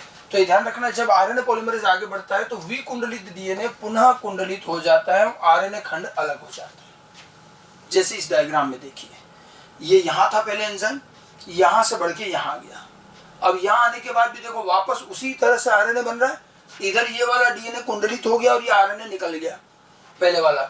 अब इस आरएनए को इस एंजाइम में पकड़ रखा है और इसी के सततता में ही ये नया आरएनए बनेगा। यहाँ वापस वही न्यूक्लियोटाइड क्रम की पहचान, फिर बेस पेयरिंग, सारा काम वही। तो यहाँ तो आरएनए बन रहा है और इस पहले वाले आरएनए की सततता में बनेगा, इसके आगे बढ़ने पर पीछे वाला डीएनए कुंडलित हो गया, ठीक है। और यही चीज बार बार चलती जाएगी, ठीक है। इससे अब ये यहाँ आगे आ गया और ये पूंछ की तरह इसका पांचवा सिरा 5 से 3 दिशा में बन रहा है, तो ये 5वां सिरा होगा। अब इसके बाद क्या, ये सारी प्रक्रिया बार बार दोहराई जाएगी, ये बार बार दोहराई जाती है जब तक कि एंजाइम टर्मिनेटर स्थल पर नहीं पहुंच जाता। अब ये यहाँ से देखो चलता चलता यहाँ आ गया, ये बिल्कुल आगे बढ़ता जाएगा, ये टर्मिनेटर, तो टर्मिनेटर तक पहुंचने तक तो सेम प्रोसेस चलेगा, ये दीर्घीकरण है। सही मायने में एंजाइम आरएनए पॉलीमरेज का मुख्य काम तो इसी में है। ये पूछा भी गया है कि आरएनए पॉलीमरेज मुख्य रूप से किस हिस्से में काम करता है, तो इनिशिएशन, इलोंगेशन और टर्मिनेशन में तो ध्यान रखना, इलोंगेशन आंसर देंगे, इलोंगेशन में है मेन काम इसका। और देखो ये पूरा आरएनए भी साथ साथ बनता जा रहा है। अब जैसे ये टर्मिनेटर तक आया अर्थात जीन की समाप्ति हो गई, तो अब आरएनए निर्माण भी समाप्त करना पड़ेगा। तो अगला और तीसरा अंतिम भाग रहता है टर्मिनेशन, कि अब समाप्ति कैसे होती है, ठीक है। समाप्ति में करना क्या है, हमें यूं समझिए, इनिशिएशन का जस्ट उल्टा होता है टर्मिनेशन। इनिशिएशन में हम एंजाइम को लाके जोड़ते हैं और आरएनए निर्माण शुरू करते हैं, टर्मिनेशन में खत्म करते हैं। अब देखो यहाँ पर एंजाइम जब चलता है धीरे धीरे नहीं चल रहा है, इसकी वास्तविकता ये है कि बहुत तीव्र गति से चलता है, बहुत तेज चलता है, तो अच्छी खासी स्पीड से और पूरे संतुलन से चल रहा है और आरएनए बनता जा रहा है। तो सेकेंड्स का काम है ये, तो विद इन फ्यू सेकेंड्स ये एंजाइम आरएनए बनाता है, दौड़ता जाता है इसमें। तो अगर आपको उसको रोकना है तो सबसे पहले तो आरएनए पॉलीमरेज एंजाइम की गति धीमी करनी पड़ेगी, इसको थोड़ा रोकना पड़ेगा, धीमा करना पड़ेगा। और एक और फायदा, जैसे आप इसकी गति धीमी करते हो तो ये थोड़ा असंतुलित हो जाता है, और ऐसे में आप इसको अलग अलग कर सकते हो, और वही किया जाता है। समापन इसी तरह से होता है। इसके लिए हमने टर्मिनेटर के अंदर कुछ व्यवस्था कर रखी है, ठीक है। तो टर्मिनेशन पर आते हैं, तीसरा और अंतिम भाग होता है टर्मिनेशन, समापन, ठीक है। टर्मिनेशन में क्या होगा, देखिए कब होगा, तो जब आरएनए पॉलीमरेज एंजाइम टर्मिनेटर स्थल पर पहुंचता है तो अनुलेखन समाप्त हो जाता है। ऐसा कैसे होता है, देखिए, तो टर्मिनेटर स्थल पर एक बड़ा विशेष अनुक्रम पाया जाता है डीएनए में, जिसको कहते हैं पैलिंड्रोमिक श्रृंखला। टर्मिनेटर जो भी हिस्सा था, तो एंजाइम क्या आरएनए बनाते बनाते आगे बढ़ता है और वो टर्मिनेटर के अंदर आ जाता है। अब टर्मिनेटर भी बड़ा हिस्सा है, जैसे प्रोमोटर है वैसे टर्मिनेटर के अंदर जीन के बिल्कुल अंत में एक पैलिंड्रोमिक श्रृंखला होती है। पैलिंड्रोमिक डीएनए श्रृंखला आपको बता रखी है। पैलिंड्रोमिक डीएनए श्रृंखला ऐसी श्रृंखला होती है जो डीएनए के दोनों सूत्र पर एक निर्धारित दिशा में समान होती है। 5 से 3 जो अनुक्रम है वही इस दूसरी वाली पे भी 5 से 3 होगा, तो दोनों स्ट्रैंड पर समान अनुक्रम होता है, उसे पैलिंड्रोम कहते हैं, उल्टा सीधा एक समान। अब ये पैलिंड्रोम होता है तो एंजाइम जब आरएनए बना रहा है तो आरएनए बनाते बनाते पैलिंड्रोम पर आ जाता है, उसका भी आरएनए बना देता है। अब होता क्या, पैलिंड्रोम की एक खास बात क्या होती है, मैंने एक और चीज बताई थी कि ये दोनों स्ट्रैंड पर समान श्रृंखला तो होती है, लेकिन पैलिंड्रोम का पहला आधा भाग दूसरे आधे भाग का पूरक होता है, इसीलिए वो दोनों स्ट्रैंड पर समान आता है। अभी बताते हैं कैसे। तो अब होता क्या, जैसे पैलिंड्रोम का भी आरएनए बन गया, पैलिंड्रोम का पहला आधा भाग दूसरे आधे भाग के पूरक होता है, तो जैसे उसका आरएनए बना, और क्योंकि पहला और दूसरा भाग इसके जो है पूरक हैं, तो आरएनए यूं खुद पे ही फोल्ड हो जाता है और पेयरिंग कर देता है। क्योंकि ये श्रृंखला ही कुछ इस तरह की कि जब भी इससे आप आरएनए बनाओगे तो ये खुद पर ही पलट के फोल्ड होकर के एक लूप बन जाता है, पतला सा शार्प लूप बन जाता है, इसको हम हेयर पिन लूप कहते हैं। हेयर पिन का मतलब बालों में लगाने के लिए लड़कियां कई बार पिन लगाती हैं, तो ऐसी ही ये मुड़ी हुई पिन होती है। तो यहाँ आरएनए खुद पर ही फोल्ड होकर के एक लूप, एक हेयर पिन लूप बना देता है। अब ये लूप जो होता है, ये क्या होता है, ये लूप बन गया, ऐसे मुड़ गया, ये लूप उस एंजाइम में अटक जाता है।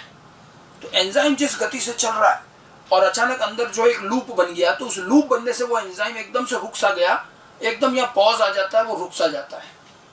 तो एकदम से गति धीमी हो गई, गति धीमी होते ही थोड़ा असंतुलित भी हुआ, और इस जगह एक प्रोटीन फैक्टर तैयार बैठा रहता है, रो फैक्टर, वो अंदर घुसता है और सबको अलग अलग कर देता है।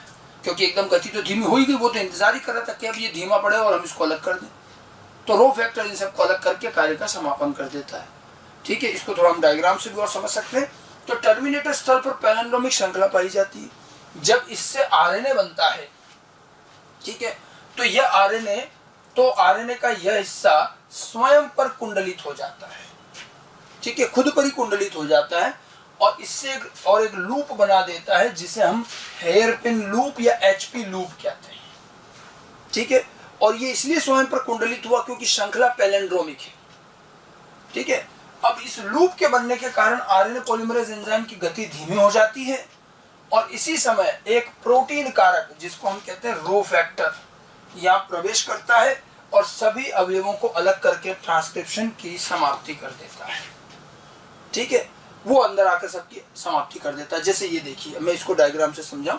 ये मान लो डीएनए का टर्मिनेटर वाला हिस्सा है, और इसमें ये देखो, ये आपको पैलिंड्रोम दिख रहा है क्या, GGATCC, इधर देखो GGATCC, 5 से 3 इधर और 5 से 3 इधर, दोनों स्ट्रैंड पर समान श्रृंखला पैलिंड्रोम।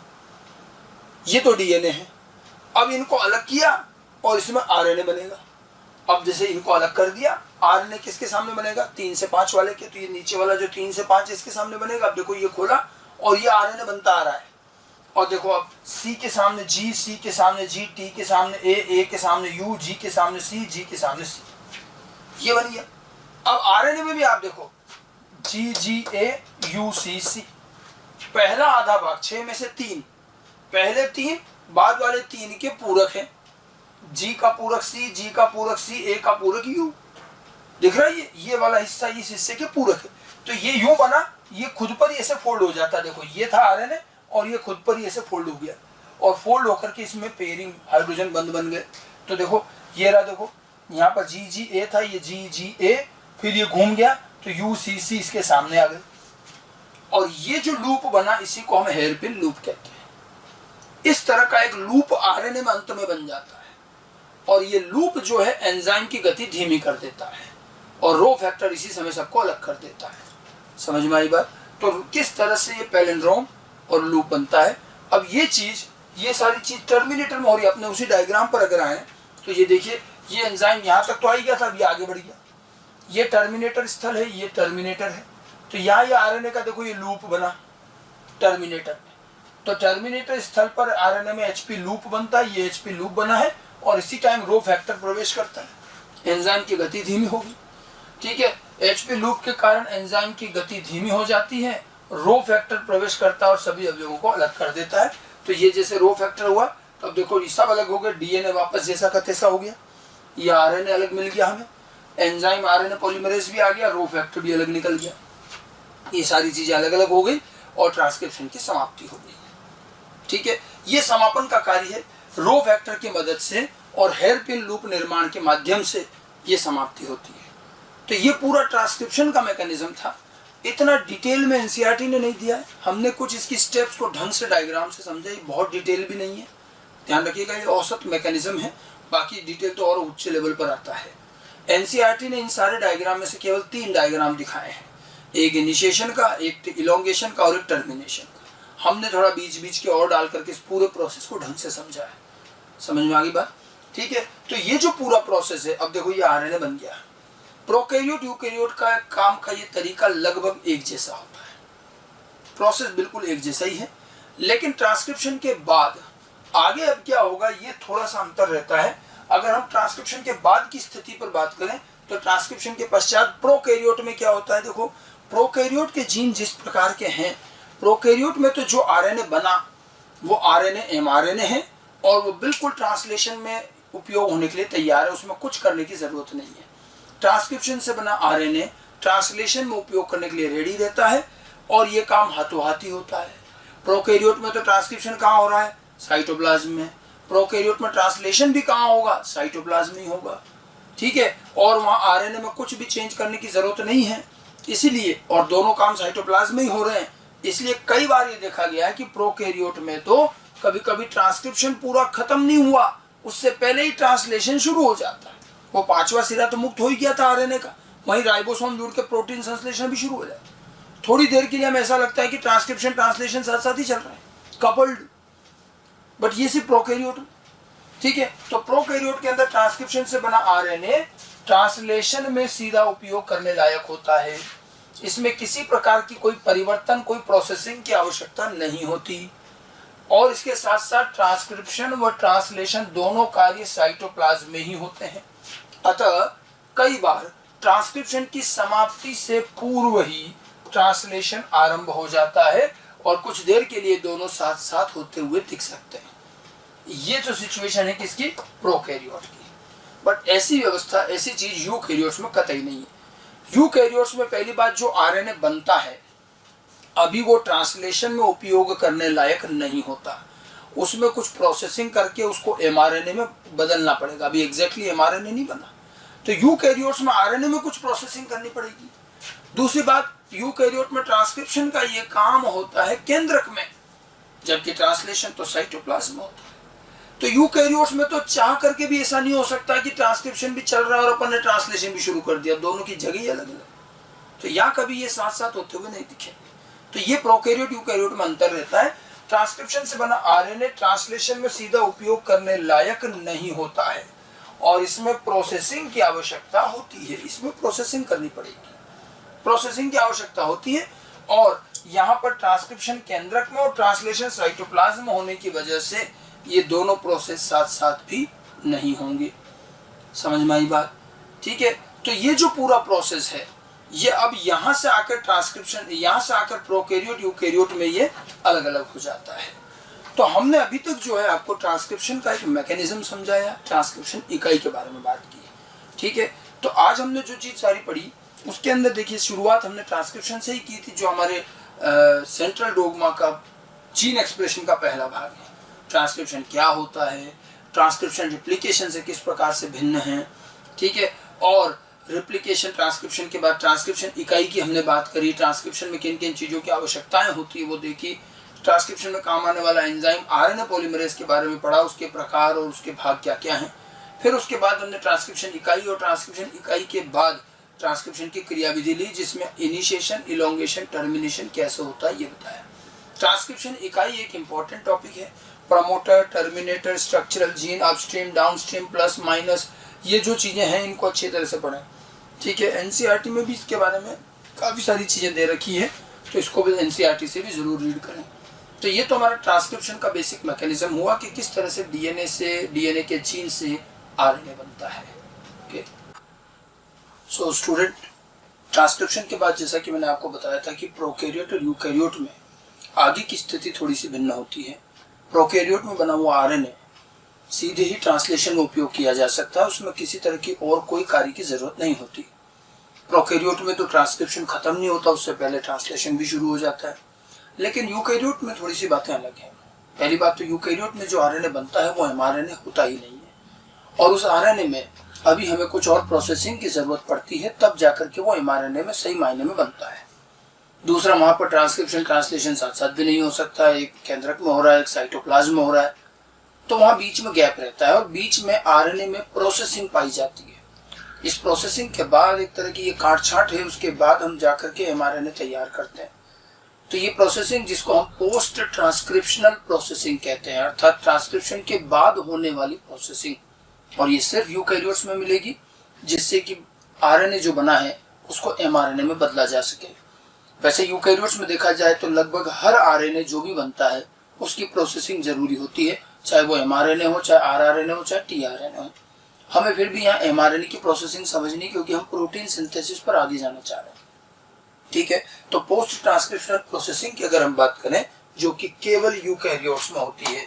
ये जो प्रोसेसिंग है आप देखिएगा ये सिर्फ और सिर्फ यूकैरियोट्स में मिलेगी और यूकैरियोट्स के भी केंद्रक में होगी। ठीक है, यूकैरियोट्स के केंद्रक में ट्रांसक्रिप्शन से बने आरएनए के अंदर ये प्रोसेसिंग होगी, जिसको हम पोस्ट ट्रांसक्रिप्शनल प्रोसेसिंग कहेंगे। आखिर इस प्रोसेसिंग की जरूरत क्या है? आखिर वो जो आरएनए बना वो एमआरएनए क्यों नहीं है, या उसमें से क्या चीज है? तो इसके लिए हमें थोड़ा सा यूकैरियोट के जीन की स्थिति समझनी पड़ेगी। नॉर्मली हम देखते हैं प्रोकैरियोट और यूकैरियोट डीएनए सभी में है, सभी के डीएनए में जगह जगह पर जीन है। लेकिन एक विशेष बात देखिए, एक बात तो मैं आपको पहले भी बता चुका हूँ कि प्रोकैरियोट के डीएनए में जो जीन होते हैं वो लगातार सतत जमे हुए हैं, जबकि यूकैरियोट का डीएनए काफी बड़ा होता है और जीन भी बहुत दूर दूर होते हैं। एक जीन के बाद दूसरे जीन के बीच में खूब सारा खाली गैप है और उस गैप में भी डीएनए सतत चलता है। इसीलिए हमने कहा था कि सारा डीएनए जीन नहीं है। अब एक और बात देखिए, यूकैरियोट के जीन जहां एक और दूर दूर स्थित हैं, वहीं हम देखते हैं कि यूकैरियोट के जीन के अंदर भी आनुवांशिक सूचनाएं सतत रूप से नहीं है, आनुवांशिक सूचनाएं बिखरी हुई हैं।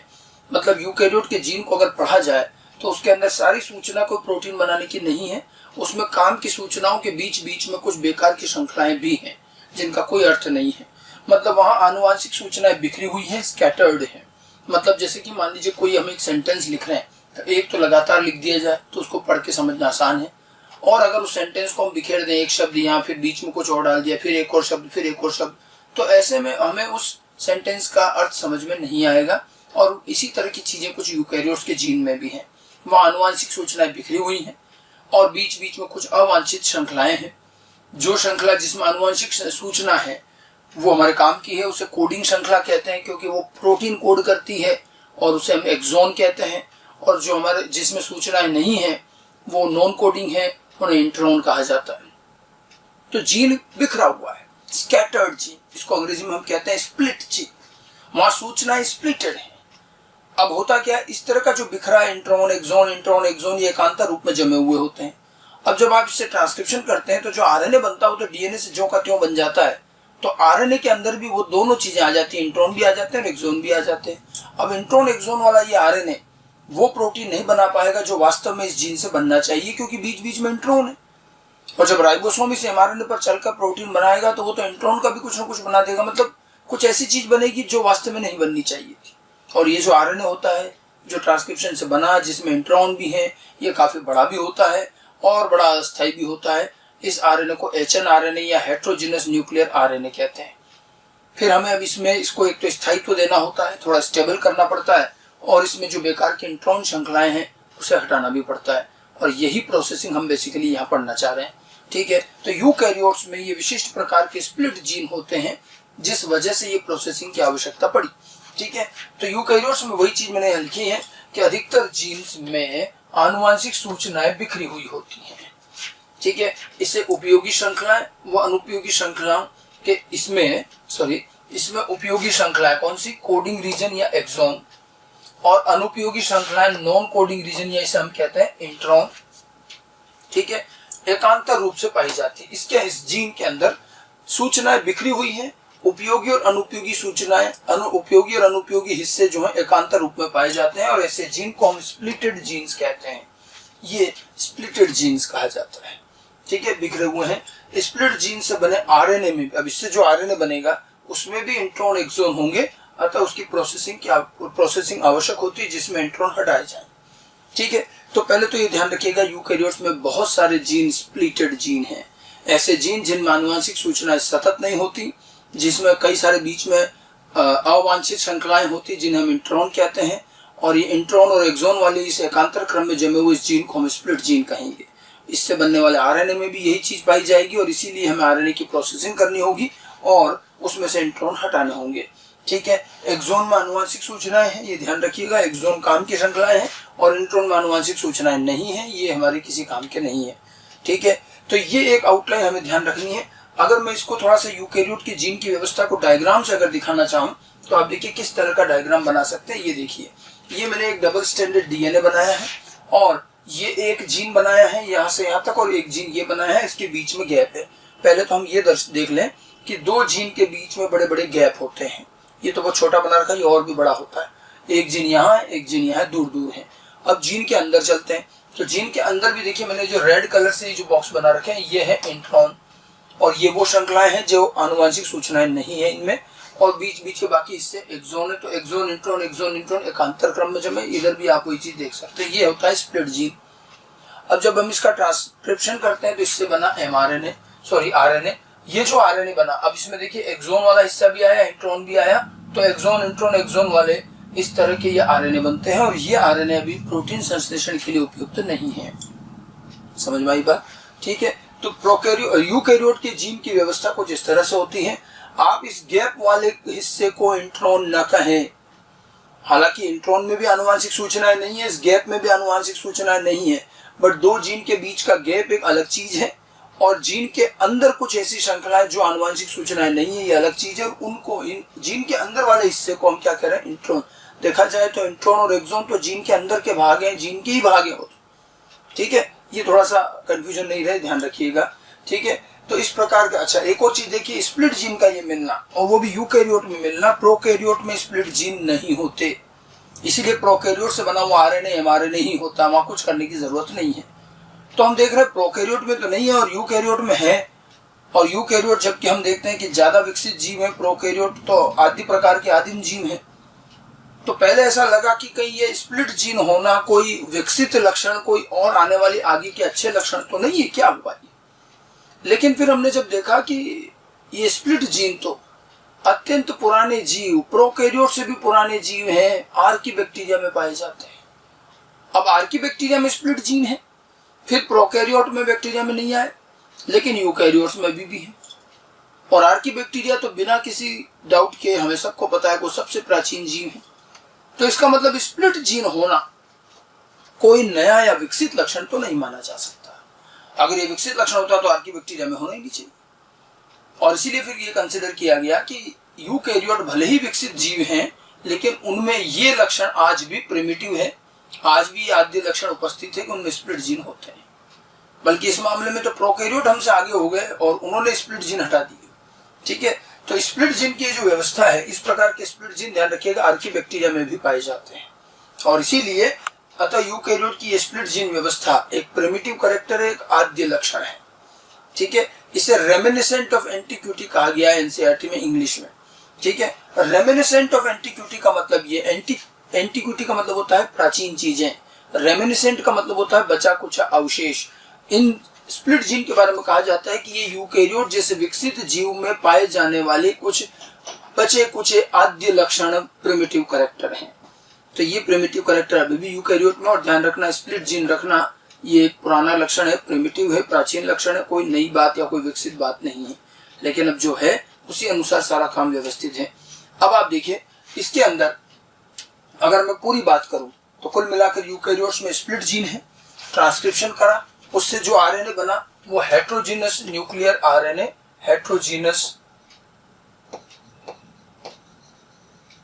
हेट्रोजीनस न्यूक्लियर आरएनए, एचएनआरएनए बना। पूरा नाम इसका हेट्रोजीनस न्यूक्लियर आरएनए।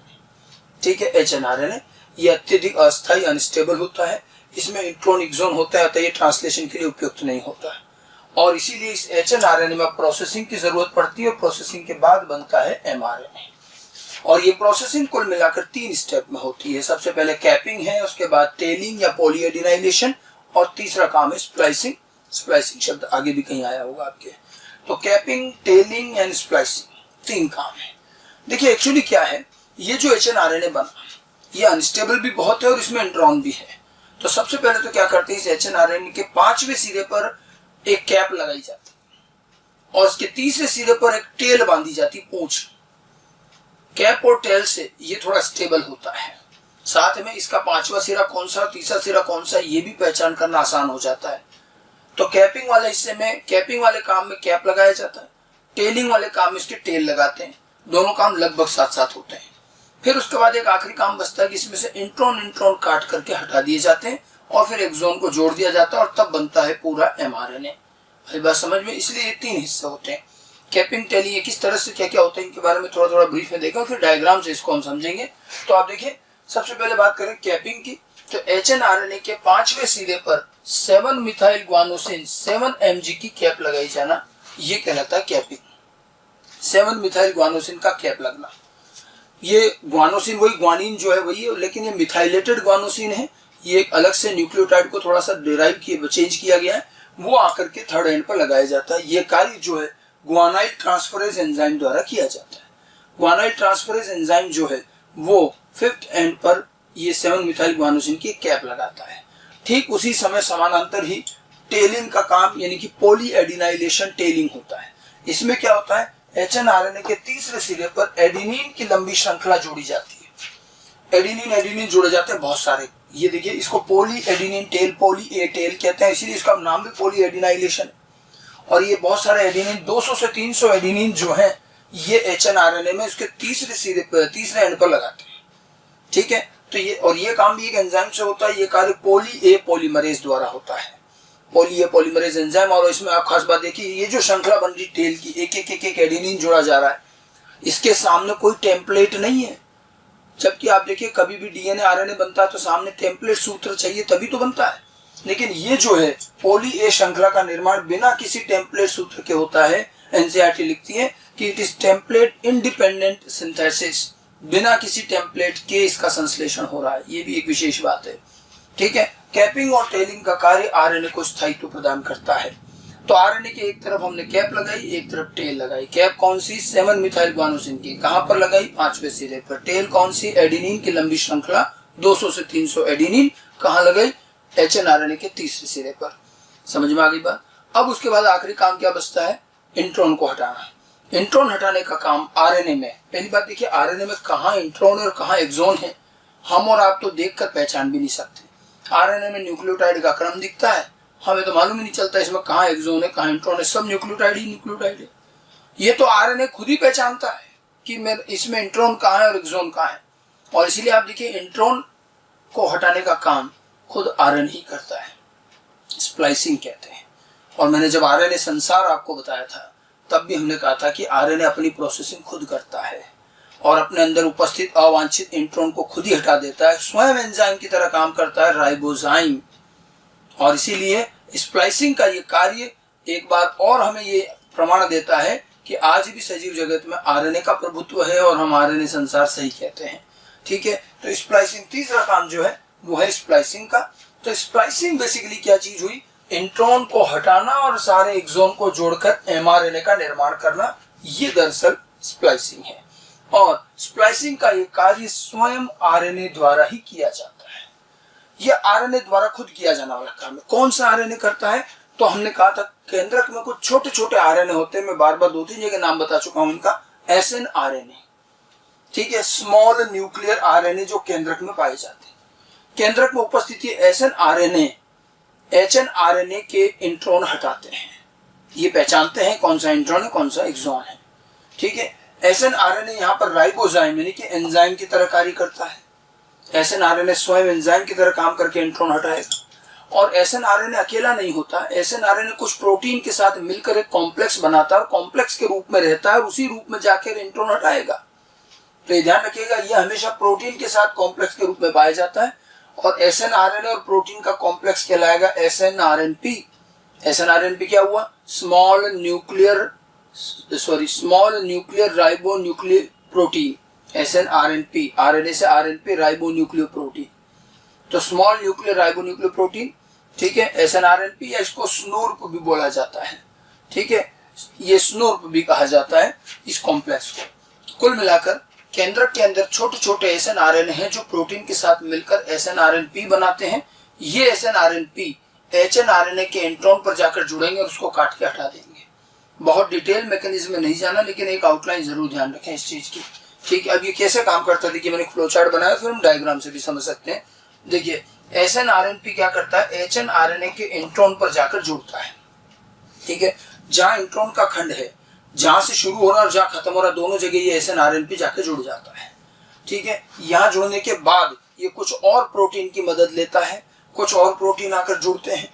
वो प्रोटीन और एसएनआरएनपी ये सब मिलाकर एक कॉम्प्लेक्स बनाते हैं जिसको कहते हैं स्प्लाइसियोसोम। ये एक स्प्लाइसियोसोम कॉम्प्लेक्स बनता है। फिर ये स्प्लाइसियोसोम कॉम्प्लेक्स इंट्रॉन को एमआरएनए से काट देता है। ये कॉम्प्लेक्स इंट्रॉन को काट कर अलग कर देता है और अंत में सारे एक्सोन जोड़े जाते हैं। जोड़ने का काम लाइगेज एंजाइम करता है, क्योंकि ये आरएनए है तो आरएनए लाइगेज एंजाइम इन सभी को जोड़ देता है। ठीक है, और इस तरह से पूरा एमआरएनए बनता है।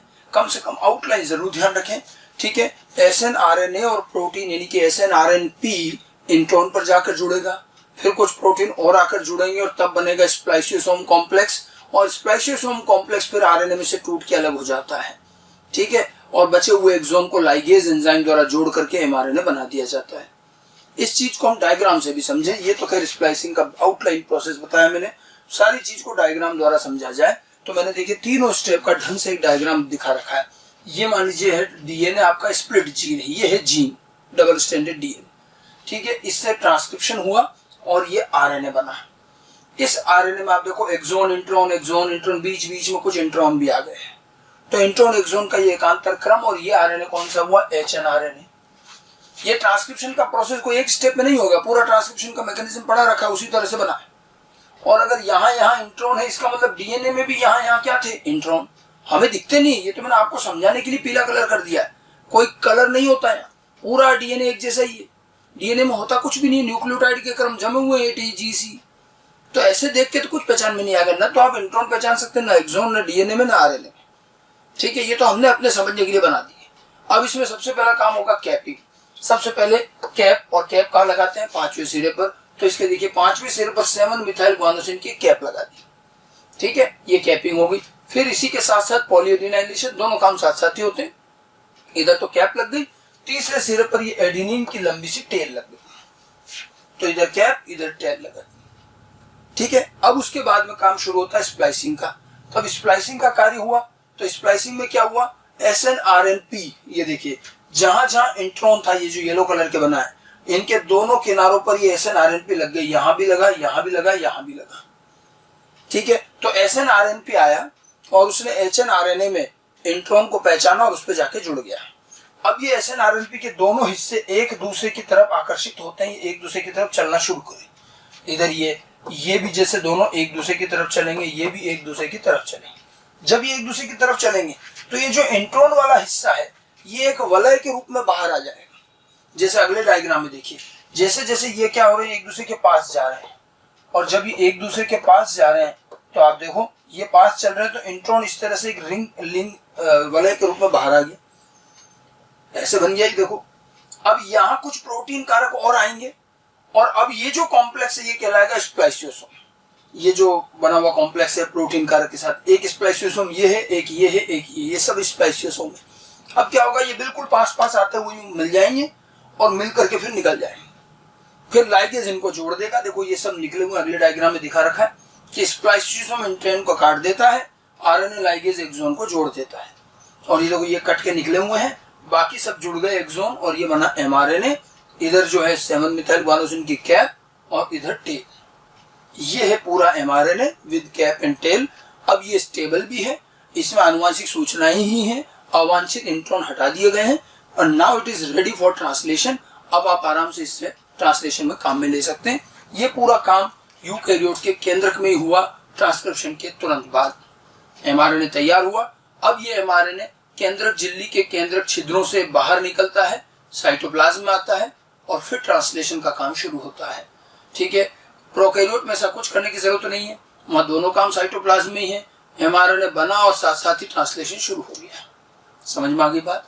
तो ट्रांसक्रिप्शन के बाद का ये काम पोस्ट ट्रांसक्रिप्शनल प्रोसेसिंग कहलाता है।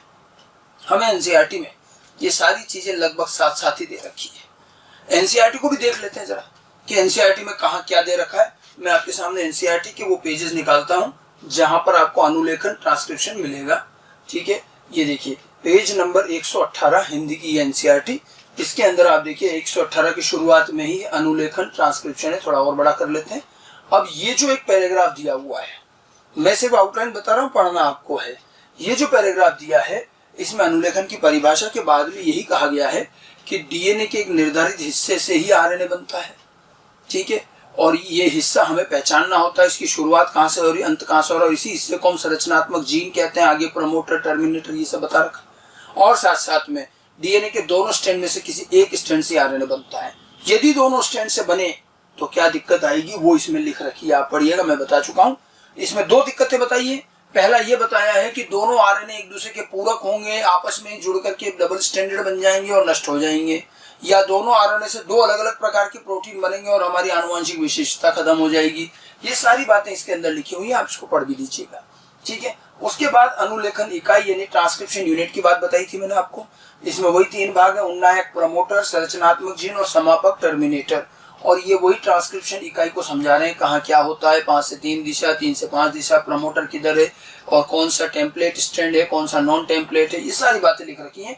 और एक उदाहरण भी दे रखा है कि मान लीजिए ये टेम्पलेट रज्जुक है जिसमें ये क्रम है, तो आरएनए में क्या होगा ये पूरा दे रखा है।